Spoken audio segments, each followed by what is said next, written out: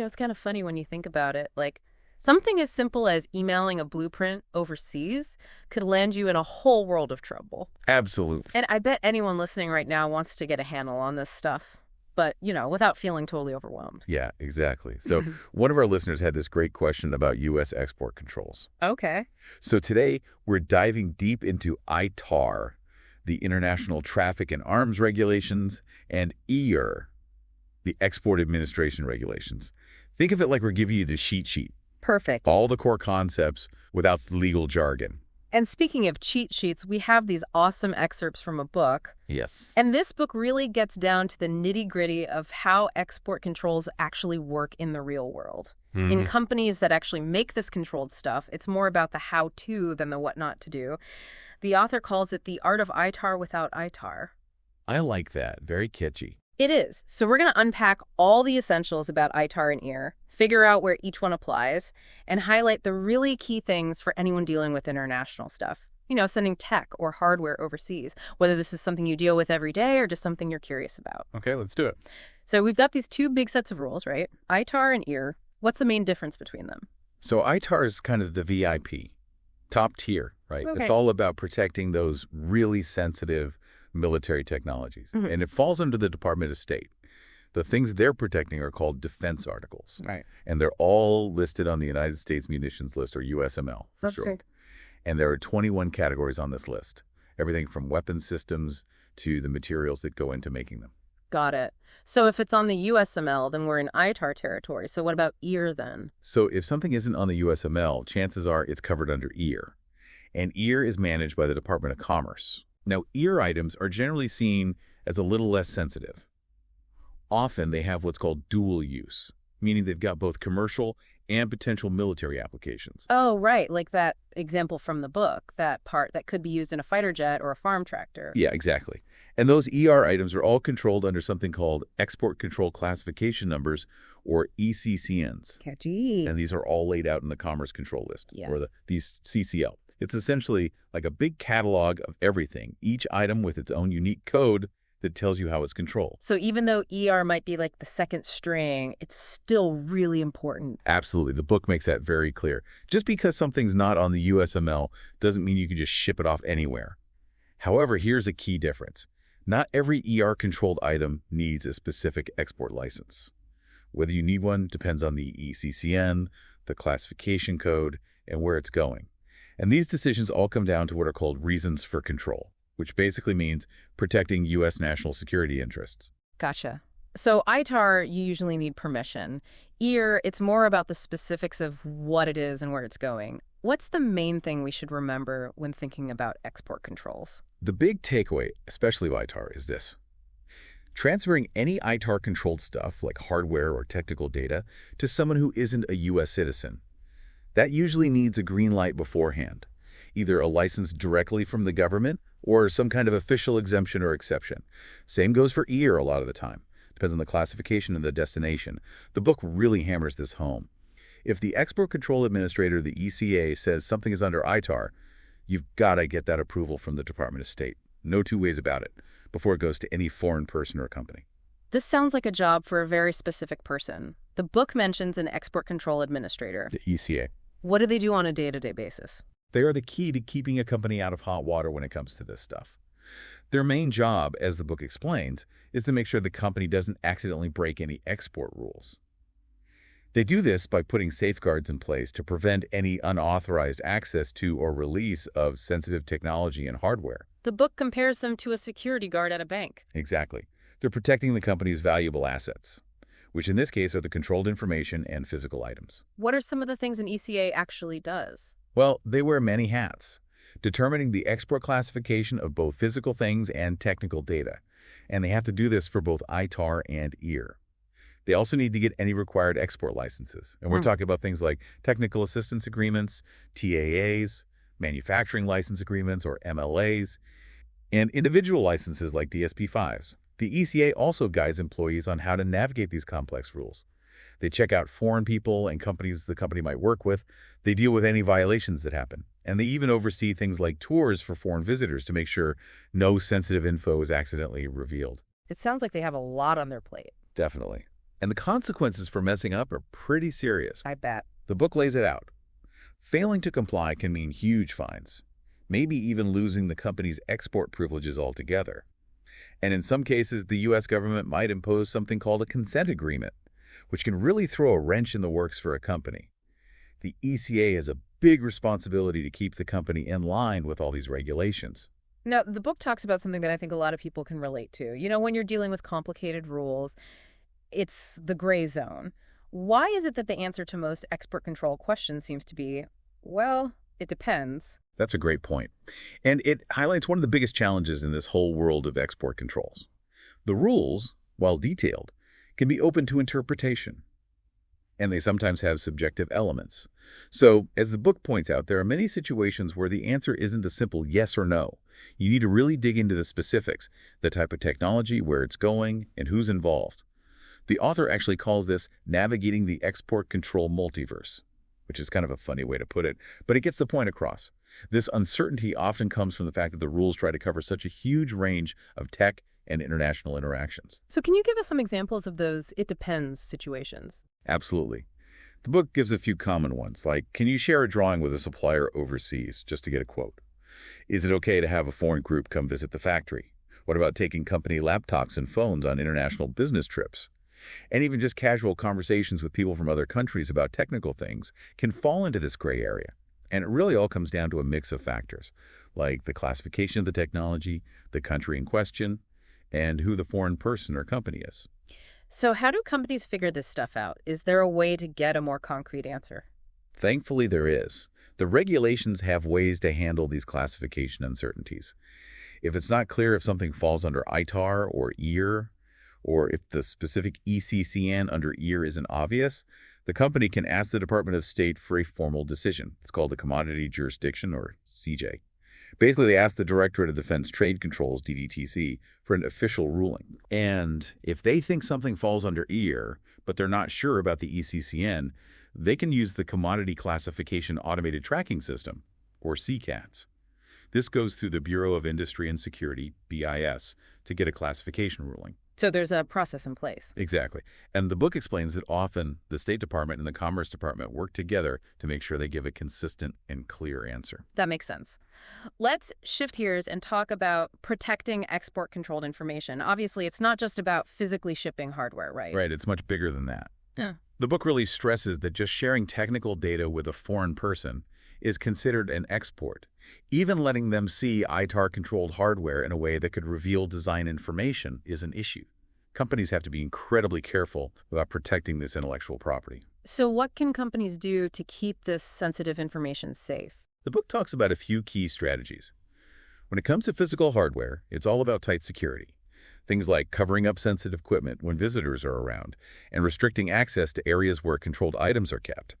For digital data, it's about strict access controls on company networks, using secure servers, either in-house or with cloud providers that meet government standards and have strong encryption.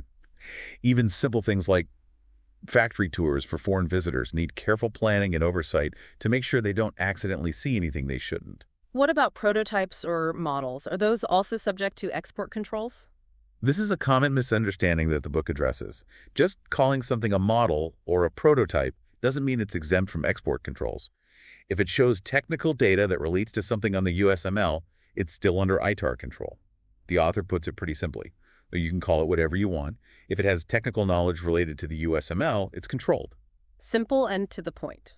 Now, what if you're only sharing a little piece of the technical data? Does that matter? The book is very clear on this. It doesn't matter if it's just a part of the data. If that information is required for designing, developing, producing, or using a controlled product, even that small piece is still under export control. Makes sense. They use a great analogy. It's like, if you need a specific ingredient to bake a cake, and that cake is ITAR controlled, that ingredient is also considered ITAR controlled, just because it's needed for the cake. Love that analogy. The book also mentions that the U.S. government has a claim on the control of technical data related to defense articles from the moment it's created. What does that mean for companies? It means that even if a company's engineer comes up with a brand new design for an ITAR-controlled item, on their own, the second that design is written down, the State Department has a say in how it's protected and shared internationally. So even though the company owns the intellectual property, the government also has a stake in making sure that technology is handled correctly. This really highlights how important it is to understand the regulations right from the start when you're developing new technologies. So we've talked a lot about what is controlled. When is information not subject to export controls? There are some exceptions. ITAR specifically excludes some categories of information. This includes basic scientific, mathematical, or engineering principles that are taught in schools. Information that's already public, like books, articles, patents, presentations given at open conferences that have government approval. Basic marketing materials and general descriptions of defense articles are usually okay too. And under EAR, you have ER-99, which is the lowest level of control, and some information might not be controlled at all if it meets certain requirements. Good to know. So if it's basic science or already out there in the world, you're probably fine. Let's talk about working with foreign suppliers. When a company sends out a request for quote or a proposal, are there export control things to think about even at that stage? Absolutely. The book emphasizes that even when you're just sending out an RFQ or RFP, if you give more than a very basic description of what you need for an ITAR-controlled item, you might need an export license. It's essential to talk to the company's ECA early on in the process before sharing any technical details with foreign companies. Okay, so what can a company discuss with a potential foreign supplier without needing a license? According to the book, it's generally okay to have initial talks about high-level, non-technical stuff, like the overall system requirements, basic marketing info about what you need, publicly available data that outlines your general requirements, and the supplier's capabilities and experience. The key is to keep it broad and avoid specific technical details that could reveal controlled information. And you have to be extra careful about asking questions that might accidentally get the supplier to spill the beans on sensitive technical stuff. What if it's hardware that's not export controlled? Can a company just send engineering drawings to a foreign supplier to get a quote? If the company's ECA has officially determined that the hardware isn't controlled under ITAR or EAR, then sharing those drawings is usually fine without a license. But, and this is a big but, those drawings can't have any export control markings or mentions of controlled technology. The ECA should be the one to decide whether it's controlled or not, and make sure the drawings are marked correctly, or rather, not marked with any export control warnings. All right, let's move on to a really important topic. ITAR 126.1 prescribed countries. Can you tell us what these are and why companies need to be aware of them? These are countries that the State Department has specifically named in the ITAR regulations, ITAR section 126.1 to be exact. And these countries have big restrictions on exporting or transferring ITAR-controlled things. The book really stresses that doing business with any one of these countries is a no-go and can lead to some serious trouble. Big fines, possible jail time, and even losing the ability to export anything at all. And the State Department has a presumption of denial policy for license applications for these countries, meaning they're almost always rejected. This is a fundamental part of U.S. foreign policy and national security. So can you give us some examples of countries that are usually on this list? Sure. When the book was written, some of the countries on this list were Afghanistan, North Korea, China, Cuba, Iran, and Syria. But here's the thing. This list can change. It depends on what's happening in the world. So it's really important for companies to always check the most up-to-date information from the State Department or their own ECA. Using outdated info can get you into big trouble. Are these ITAR-prescribed countries the only ones companies need to worry about? Not exactly. The book also points out that there are more countries with different types of embargoes and sanctions under the Export Administration Regulations, managed by the Commerce Department's Bureau of Industry and Security, BIS, and the Treasury Department's Office of Foreign Assets Control, OFAC. While there's often overlap between these lists and the ITAR ones, there can be additional restrictions and specific sanctions, like those on the Crimea region of Ukraine. And the book mentions the special 5 comprehensively sanctioned countries. Those are North Korea, Cuba, Syria, Iran, and Crimea. The point is, there are a lot of international restrictions, and they can be complicated. So it's always best to check with your company's ECA for the latest lists and any restrictions that might apply to a specific country or deal, whether it involves ITAR or EAR. This brings up another area where you might not think about export controls, traveling internationally with company devices. What are the things to watch out for there? Going to a proscribed country with a company device that has export-controlled information on it is a huge risk. Even just opening or sending that data from one of these countries can be a violation. The book specifically points out an exception in the ITAR encryption rule that does not allow sending or storing ITAR-controlled data in prescribed countries or Russia. This shows how important it is for companies to have clear policies about traveling with company devices and to train employees thoroughly to avoid accidental violations.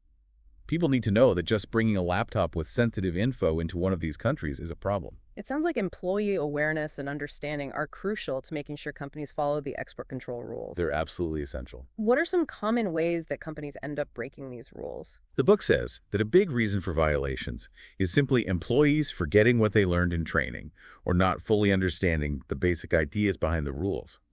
Some common violations the book mentions include transferring technical data or hardware without permission, foreign suppliers re-exporting controlled stuff without approval from the U.S. government, hackers getting into networks and stealing controlled data, using cloud servers that aren't approved for storing sensitive information, letting people who haven't been vetted into company facilities where they could see things they shouldn't, not checking if someone is a U.S. person before they access controlled info, hosting foreign visitors without the proper authorization, using the wrong or no export control markings on documents, and, like we talked about, traveling to restricted countries with company devices that have sensitive data on them. It's interesting that the book mentions how export control practices can be different from one company to another. Why is that? That's a great question. The book explains that there isn't one right way for every company to implement their export control program. Several things can influence this. The level of risk the company and its export control department are comfortable with, how much money they want to spend on compliance, how security conscious the company culture is, and the resources the ECA and their team have. Since many compliance decisions involve judgment calls and are based on risk, different companies, even those in the same industry dealing with similar stuff, might have different ways of doing things. There's no one perfect way to comply. It's more about finding a compliant path that works for the company. So being an ECA sounds like a job where you have to make a lot of judgment calls and balance different things. Absolutely. The book highlights the challenges ECAs face, trying to protect information while also allowing the company to do business globally. They have to understand a lot of complicated regulations and make decisions based on risk, even when the rules aren't totally clear.